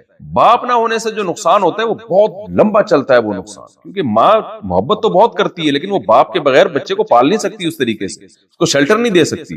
شیلٹر، ماں بھی جو بچے کو عزت کے ساتھ پالتی ہے نا، تو اس کے پیچھے باپ کا شیلٹر ہوتا ہے، باپ کا سایہ ہوتا ہے، تبھی وہ عزت کے ساتھ پال رہی ہوتی ہے اس کو۔ اس لیے اللہ نے کہا کہ جس بچے کا باپ بچپن میں مر جائے نا، اس کو لاوارث مت چھوڑ، اس کی وراثتیں کھا جاتے ہیں لوگ، عزتوں سے کھیلنا شروع کرتے ہیں۔ خاص طور پہ لڑکی کا حال کیا ہوتا ہے ہماری سوسائٹی میں، تو اس لیے اللہ نے کہا کہ اس کو جو ہے نا باپ کی کمی نہ ہونے دو، اس کی سرپرستی کرو۔ اور پھر علماء نے لکھا ہے کہ اسی آیت کی روشنی میں کہ اگر کوئی رشتہ دار بھی ہے اور یتیم بھی ہے، اس کا حق تو کئی گنا بڑھ جاتا ہے۔ مثال کے طور پر آپ کے سگے بھائی کی ڈیتھ ہو گئی اور اس کی اولاد ہے نابالغ، تو اب وہ آپ کی بھتیجی بھی ہے، بھتیجا بھتیجی بھی ہے اور یتیم بھی ہے، تو اس کا تو بہت ہی بڑا حق ہے۔ اور ہماری سوسائٹی میں دیکھیں، وہی چچا، وہی بڑا بھائی اس نابالغ بچے کی وراثت کھا جاتا ہے، وہ چھوٹے نابالغ کی جو ہے نا۔ بڑا بھائی ہوگا تو وہ اس کو پتا ہے چھوٹے بہن بھائی ہیں، یہ ان کو کیا پتا چلے گا کیا کھایا کیا نہیں، تو وہ کھا جاتا ہے بعض دفعہ، چچا ماموں تائے کھا جاتے ہیں بعض دفعہ وراثت۔ تو اس لیے اللہ تعالیٰ نے قرآن میں کہا ہے کہ جو یتیم کی وراثت کھاتا ہے وہ ایسے ہیں جیسے پیٹ میں آگ کے انگارے داخل کر رہے ہیں۔ اس لیے اللہ نے کہا کہ اس کا خیال کرو۔ یہاں سعودی عرب میں ایک بہت اچھی بات ہے، جو ہمارے ریلیٹیو جو بھی سعودی عرب بہت عرصہ رہے ہیں یہاں پہ، وہ بتاتے ہیں کہ عربوں میں ایک بڑی پیاری بات ہے، یہاں کوئی بچہ یتیم ہو جائے نا تو اس کی موجیں ہو جاتی ہیں، اتنا اس کا خیال کرتے ہیں رشتہ دار کہ وہ ہر ایک جنت، کیونکہ اتنی نبی صلی اللہ علیہ وسلم نے اتنی خوشخبریاں سنائی ہیں نا یتیم کی کفالت پہ۔ ہمارے ایک استاذ بتا رہے تھے بعض دفعہ تو اتنا لاڈ پیار اور اس کو اتنی سہولتیں دیتے ہیں، وہ یتیم کو بگاڑ دیتے ہیں، یعنی اس کو لے جا کے نا شاپنگ کراتے ہیں، خرچ کرتے ہیں، تلاش کر رہے ہوتے ہیں کوئی خاندان میں یتیم ہو. تو عربوں میں بعض چیزیں بڑی خوب بہترین ہیں، کیونکہ نبی صلی اللہ علیہ وسلم نے جو کلام کیا وہ عربی میں ہے، قرآن عربی میں ہے، تو ان لوگوں کو بہت سی جو ہے نا وہ آیتیں ویسی سمجھ میں آ جاتی ہیں ان کے. تو بار بار قرآن اور حدیث یتیم کے حقوق کو بیان کرتے ہیں. تو ہم نے دیکھا ہے کہ جو ہے نا جس طرح ہماری سوسائٹی میں یتیم کو جو پروٹوکول ملنا چاہیے وہ ہماری سوسائٹی میں ملتا نہیں ہے. وقتی طور پر تو لوگ رو رہے ہوتے ہیں، باپ مر جائے تو ہائے یتیم بچے، 2-4 دفعہ کچھ چندہ وندہ بھی دے دیں گے، اس کے بعد ان بچوں کو کوئی پوچھنے والا نہیں ہوتا، تربیت بھی نہیں ہوتی، اور جو حال ہوتا ہے وہ سب کو پتہ ہے.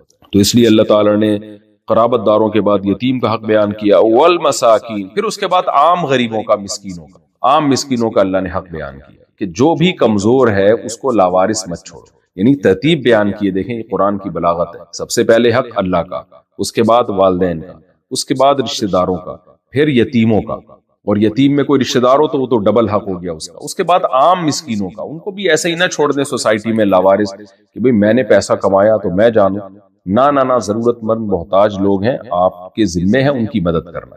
اب دیکھیں یہاں پر ہماری سوسائٹی میں ایسا ہوتا ہے، ایک بھائی کروڑوں روپے کما رہا ہوتا ہے، دوسرا بے روزگار ہے، اس کے پاس کھانے کو روٹی نہیں ہے، تو بڑا اس کو پوچھ نہیں رہا ہوتا، یا ایک بھائی دوسرے بھائی کو پوچھ نہیں رہا ہوتا. بھائی اس کے مانگنے سے پہلے آپ اس کا خیال کرو. آپ کی کوئی بہن بیوہ ہے، یتیم ہے وہ، آپ اس کے پوچھنے سے پہلے اس کا خیال کریں. تو اللہ نے کہا کہ جو بھی کمزور ہیں ان کا خیال کرو. وَقُولُوا لِلنَّاسِ حُسْنًا، اور لوگوں سے جب بات کرو اچھی بات کرو، انداز بھی اچھا ہونا چاہیے، بات بھی اچھی ہونی چاہیے. حضرت قتادہ بڑے مشہور تابعی ہیں، بہت بڑے مفسر ہیں، ان سے کسی نے پوچھا کہ کیا ہم غیر مسلم سے بھی اچھے انداز سے بات کریں؟ تو انہوں نے قرآن کی یہی آیت پڑھی کہ قولوا للناس حسنا. اللہ کہتے ہیں لوگوں سے اچھے انداز سے بات کیا کرو. اللہ نے یہ نہیں کہا مسلمانوں سے. تو جس سے بھی آپ بات کریں تو بات میں آپ کا لب و لہجہ شائستہ ہونا چاہیے اور بات بھی اچھی ہونی چاہیے. نبی صلی اللہ علیہ وسلم نے فرمایا کہ مسکرا کے بات کرنا بھی صدقہ ہے. اور آخری آیت، یہ تو اللہ نے حقوق اللہ کے یعنی مخلوق کے حقوق بیان کیے. وَأَقِيمُوا الصَّلَاةَ وَآتُوا الزَّكَاةَ، اللہ نے فرمایا اور اسلام میں جو چیز تمہیں دوسروں سے ممتاز کرے گی وہ ایک الگ سے چیز ہے. وہ کیا ہے؟ کہ نماز پابندی سے قائم کرو اور زکوٰۃ ادا کرو. تو نماز کے بغیر تو اللہ چھوڑتا ہی نہیں کسی قیمت پہ. یہ ہو ہی نہیں سکتا کہ مسلمان نماز نہ پڑھے. تو یہ احکام جب ہم اپنی زندگیوں میں لائیں گے تو پھر ہم اپنے آپ کو مسلم کہلانے کے مستحق ہوں گے. تو اللہ کہتے ہیں ہم نے یہودیوں سے یہ ایگریمنٹ کیا تھا، مگر یہودی اس ایگریمنٹ میں پورے نہیں اترے. تھوڑے لوگ اترے، زیادہ تر انہوں نے اللہ کے حکم کی نافرمانی کی. اور وہی کیا جو آج بہت سارے مسلمانوں میں بھی گمراہ قسم کے اسکالر کر رہے ہیں. وہ دین اور مذہب کو دنیا کا ایک دھندا بنایا وہ یہودیوں نے. آج بہت سارے بدعتی لوگ یہی کر رہے ہیں. دین اور مذہب ایک دھندا بن چکا ہے، رش لگانے کا ذریعہ اور نعرے بازی کا ذریعہ. جو اسلام کی جو حقیقی تعلیمات ہیں ان کو فالو نہیں کیا جا رہا جو اللہ نے ان آیات میں بیان کیا. تو اللہ کہہ رہا ہے یہودیوں کو ہم نے یہ حکام دیے تھے، یہ کیے نہیں، انہوں نے کچھ اور شروع کر دیا. تو مسلمان بھی یہی کر رہا ہے، جو کرنے کے کام ہے یہ ہیں جو اللہ نے بیان کیے، ہم وہ نہیں کر رہے، باقی سب کچھ کر رہے ہیں. تو میں انہی الفاظ پہ اپنی درس کو ختم کرتا ہوں. 2 دن مزید اسی طرح درس ہوگا، اور میں نے بتایا چوتھا درس انشاءاللہ پھر میں اپنی کراچی پہنچ چکا ہوں گا، سفر میرا کمپلیٹ ہو جائے گا. تو اللہ تعالیٰ سے دعا ہے، اللہ تعالیٰ جو کچھ ہم نے